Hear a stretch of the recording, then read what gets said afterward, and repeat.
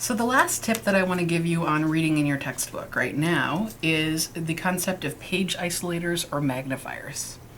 And the reason I talk about this is because for most people, a lot of text on a page, especially with nothing to break it up, can be really distracting or confusing, and we call that page clutter. And for some people it's just overwhelming, and by the time they get halfway through a sentence they can't remember what else they saw on it because they're focused on how much they still have to read.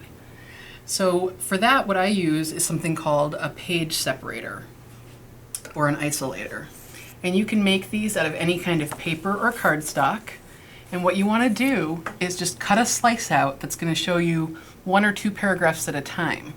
And that way you can read the section that you're focused on. It kind of blocks out the other information.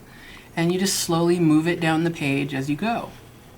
And you can get just the sections that you want information on. Now these can be made basically any size that you want, comparing to the text that's on your page. So for example, if this page had text basically all the way across and was wider, then I would have cut my page separator this direction so that it could take up more space.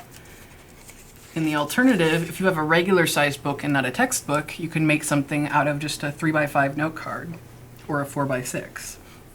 And this still gives you enough isolation to make it so that you can just focus on small sections at once.